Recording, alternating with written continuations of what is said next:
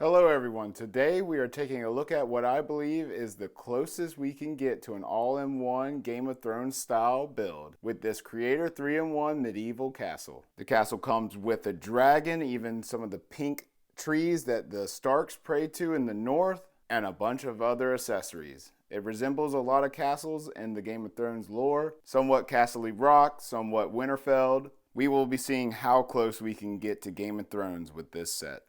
And there we have it, folks. I just finished building the set, and I have to say, wow, there's a lot of value here for $100. However, the question at hand, is this the best all-in-one Game of Thrones style build that we can get in LEGO today for around $100? Stay tuned to find out.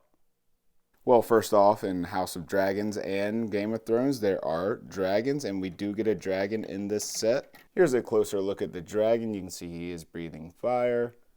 His eyes are kind of recessed in the top. He has horns and such. It's a pretty good medieval dragon. Taking a closer look at the details, you can see there is water all the way around the set with some vines and such growing up. 2 fire stakes at the front of the building. There is a guard and the drawbridge does work. 2 banner flags and the house sigil. So if you pull this up, you can just bring up the drawbridge.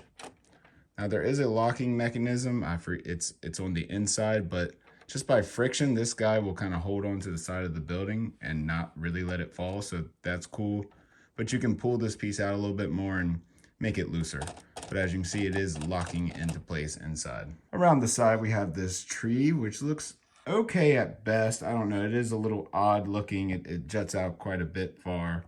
And we got some mushrooms underneath. So around the side, we have these tree elements, and in Game of Thrones, the northern people prayed to the old gods at the pink trees, so that's another big element for this. While most of the Game of Thrones castles do not have much exposed wood on the exterior of the castle, this one does, and it really makes a nice pop of color. It looks really good.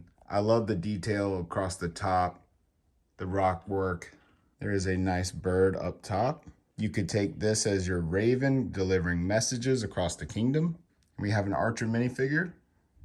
Turning the set around, we can see that there's an overhang building here, which adds some more pop of color. Looks pretty good.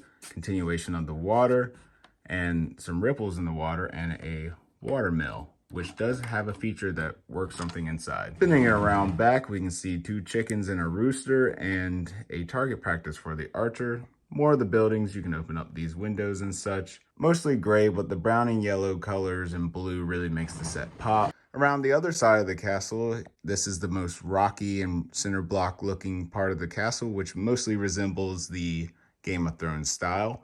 There's a lookout tower with another bit of pop of color, which is good. And of course, the set does open up completely, so you can display it like this if you choose. And again, with the drawbridge, here's the feature that you can bring it up. With the set completely open, let's take a look at the back. One of the elements you get here is a little well with a little green frog. Pretty cool. It doesn't really do anything. You can spin this, but it does not spin the axle.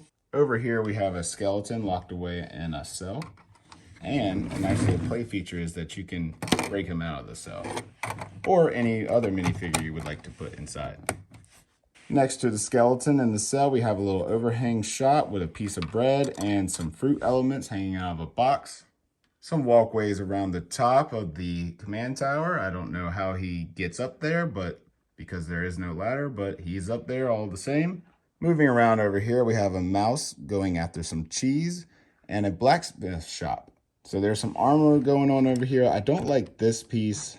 This is just kind of setting up there. As you can see, it's just a pole and a stud, and it just moves all over the place. It's not stable. But inside the blacksmith shop, we can see his furnace, which to heat up the metal, and the water wheel around back. If I spin this, as you can see, it picks up the hammer and hits the metal. You do have to spin it quite a bit. Maybe a little gear ratio would have been good here, so you can hammer quite a bit faster. Moving up top, this looks like the king's chamber of the castle because there's a lot of pops of color and a very nice chair. It looks very comfortable with his fireplace. So dual use fireplace here that comes around the back. Really cool. Up top, we have an actual crow on his perch, where that over there was actually like a scavenger or falcon of some sort. Taking a look behind the castle walls at the drawbridge, you can see this mechanism over here is what brings up the drawbridge. And sometimes this piece does not want to come back, but this is what locks it into place. So it just kind of sits there because it's another axle element and it stops the gears. But if you pop it up, the whole drawbridge will drop. So is this the closest Game of Thrones set that you can buy today? Yes, I think it is. It's not perfect though. I actually did not, for some reason, enjoy my building process that much. This was the most like unstable build as you're building it. The walls were rickety. That there was just the instructions had weird steps. It's like you put these big poles in first and then you work around them. Why not put the poles in last? It's just overall it was just a little weird, and I didn't really enjoy myself building this. This is the first time I did not really enjoy any building process, but I mean, the end result is really good. It's awesome. It's pretty big. For $100, this is a great deal.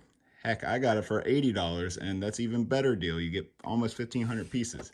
However, you only get 3 minifigures and a skeleton guy, which if you all got the VIP add-on pack this Halloween, you got 6 of those guys for free. So yeah, you could really put in a lot in this set if you wanted to. But the scenes that you can do here, that makes it a Game of Thrones set in my mind. The red chair, you can put a Lannister minifigure there, have the king, queen, whoever you want to put there, Cersei and such. So that's a cool little feature. Of course, everyone needs a blacksmith shop in Game of Thrones, but Gendry, Robert Baratheon's son, was a blacksmith, so this is something that you can have a little play feature there. Not too many drawbridges in Game of Thrones that I can remember offhand. There's cells that looks like Harrenhal, where everyone pretty much meets their doom in the Harrenhal cells. You can play with this as like a little market in the middle of King's Landing. And with enough skeletons, you could almost have this as Winterfell and have the White Walkers attack. The tree with the pink leaves and how the Northerners pray to a similar tree. I just think it all kind of fits. And can we not forget about the dragon?